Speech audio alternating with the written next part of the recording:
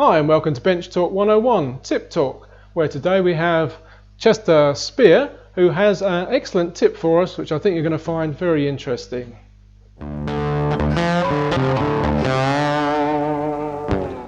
Hi, welcome back to Tip Talk, and today Bench Talk 101's very own Chester Spier is here to give us a tip. So welcome, Chester.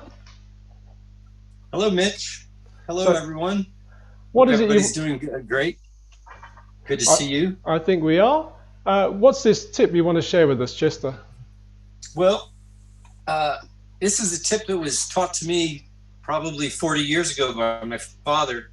This is an example of what I'm doing, but you don't have to worry about the monkey on top. But the point is that what I call a lipped box is what I'm trying to show you how to make.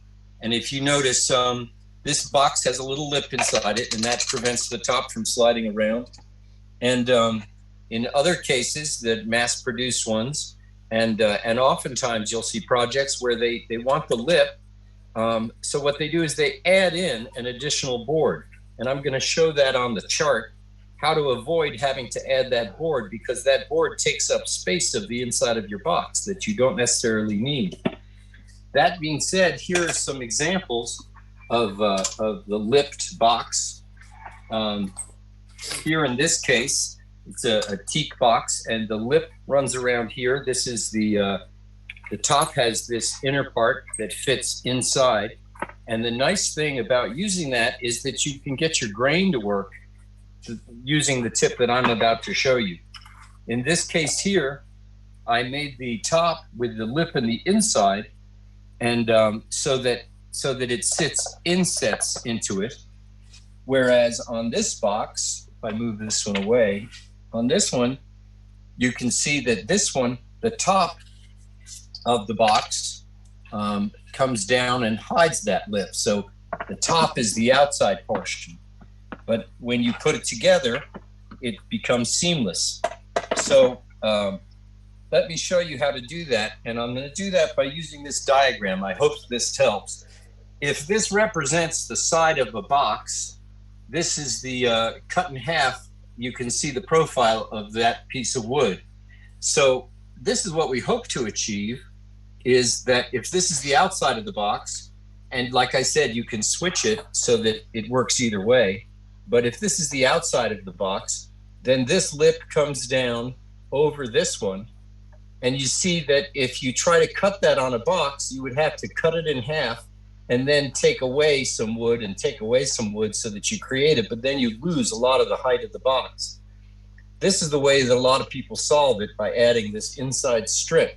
So they cut the box across on the outside, and then they add this strip to the inside, and that creates the lip for the lid to come down on. So here's my method of doing it that was taught to me. What we do is we take, here's another same profile of the board. And what I do is I come into the inside, and I can use a plow plane or a table saw or even a chisel if it's small enough. But you cut a notch halfway through the board of a certain distance, which I'm calling Y. And you have to measure up from the bottom, and I'm calling that dimension X, because those two dimensions you can make depending on the size of the box or the wood that you make. They're variable. So after you cut this notch out, you put the entire box together, and this is what you wind up with, is you wind up with a box that has a notch in the inside that you can no longer see on the outside. Remember, this is the outside of the box. So this notch is inside the box, although you can't see it anymore. So this is why you have to write down these dimensions, because you're going to transfer those dimensions now to the outside of the box, because you have your X dimension to here, and you're going to use that Y dimension, plus or minus, depending on how tight a fit you want, and you're going to plow a groove on the outside of the box. So it basically looks like this. That's the inside. You've removed that wood. This is the outside. You remove that wood. And what you're left with is that inside lip and the outside lip. And where these two touch will be paper thin. And so if you measure properly and cut properly, that you can basically just push the box together and it will create this basically.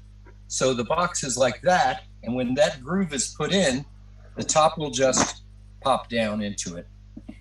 When it pops down into it, you're left with what we wanted in the beginning, which is that thickness coming overlapping that inside lip, but we haven't added anything to the inside to create the lip, and thereby the inside of our box is still the same size and allows you all that space. And you can see that this board here is almost just a little over 1/4 of an inch, 1/8 and 1/8, so it works on a thin box and it'll work on a thicker box.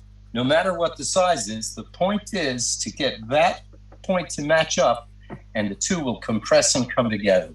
That's fantastic. The same thing with this one. So Mitch, that's my tip. I hope it's clear. That's and I wonderful. hope that people wanting to get into box making will try it out and see. And not be too nervous, because when you glue up that box completely, you no longer see where that groove is. So you just have to have faith that it's still in there. That's a great technique, Chester. I've never seen that before, and I'll certainly be trying that out myself. Thanks very much for joining us today. My pleasure. Cheerio.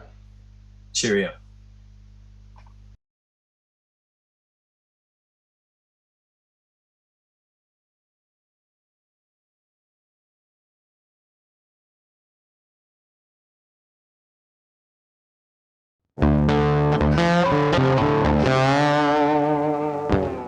It's a high-tech conversation and a low-tech topic.